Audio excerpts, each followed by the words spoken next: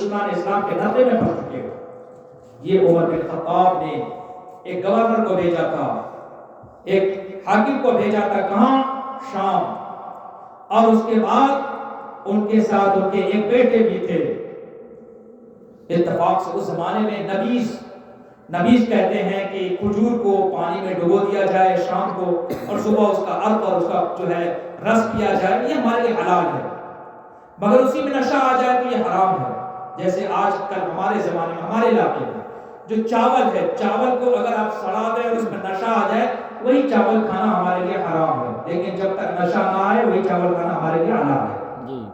یہ ہمارے علاقے میں اس کو پنٹا بھات بولتے ہیں، باسی بھات بولتے ہیں. اس کو اگر سڑا دیا جائے تو اس میں جو ہے نشہ آ جاتا ہے. بہت سارے لوگ ہمارے علاقے مسلمان لوگ بھی 2 دن 3 دن کے بعد اس کو کھاتے ہیں نمک مرچی وغیرہ ڈال کر، جسے ہم لوگ باسی بھات کہتے ہیں اور اس علاقے میں پنٹا بھات بولا جاتا ہے.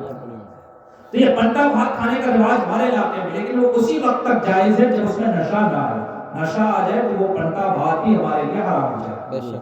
اس زمانے میں عرب میں کھجور کو پانی میں ڈال کر اس کا پانی پینے کا رواج تھا.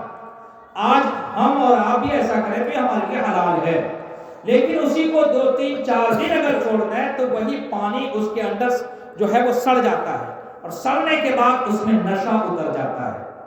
حضرت عمر بن خطاب کے بیٹے وہ نبیذ پی رہے تھے لیکن اس میں نشہ آ گیا. تو ایسا نہیں کہ آج کے زمانے کی طرح لوگ جو ہے روڈ پر بھی جو ہم لوگ آ رہے تھے وہاں بیلا میں ہمارے ڈرائیور صاحب کو وہ گالی بول رہا تھا، اس لیے وہ پیا ہوا تھا. یہ اس کی صفت تھی، ایسا بھی نہیں. حضرت عمر بن خطاب کے بیٹے نے نبیذ پیا تھا گھر میں. ان کو ایسا لگا کہ اس نبیذ کے اندر نشہ اتر گیا، جس سے انہیں احساس ہوا، گھڑی میں احساس ہوا. پھر صبح جب نکلے تو انہیں احساس ہوا کہ رات کو ہم نے جو نبیذ پیا تھا اس میں نشہ اتر چکا تھا. اس لیے وہ وقت کے حاکم کے پاس جاتے ہیں اور کہتے ہیں میں نے رات کو نبیذ پیا تھا، شراب نہیں پیا تھا، نبیذ پیا تھا، لیکن نشہ اتر گیا تھا. اس لیے نشہ استعمال کرنے والے کی جو سزا ہوتی ہے وہ مجھے دیجیے. ارے تو امیر مومن کے بیٹے ہو، تمہارے بارے میں اسلامی دنیا میں کیا میسج جائے گا؟ ارے کسی نے نہیں دیکھا، خاموش رہو، چپ ہو جاؤ. نہیں، آپ کا کام بحیثیت حاکم حد لگانا ہے. میں نے پیا تھا، بند کمرے میں پیا تھا، بھول کر پیا تھا، ہم نے تو اللہ کی بارگاہ میں توبہ کر ہی لی ہے، لیکن اس کا کفارہ مجھے ادا کرنا ہے. لہذا شراب پینے والے کی جو حد ہے وہ 40 کوڑے سے لے کر 80 کوڑے تک ہے، تو 80 کوڑے کی جو حد ہے وہ مجھے لگایا جائے.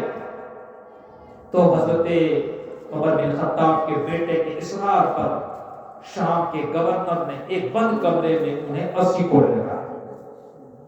مگر وہی ہے جس کو جتنا دباؤ گے وہ اتنا ہی ابھرے گا. چاروں طرف خبر پھیل گئی، ارے امیر المومنین کے بیٹے نے نبیذ پی لیا تھا جس میں نشہ آ چکا تھا.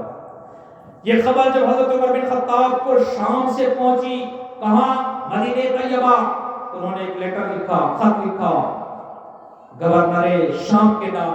کہا یہ تم نے اچھا نہیں کیا، میرا بیٹا تھا تو کیا.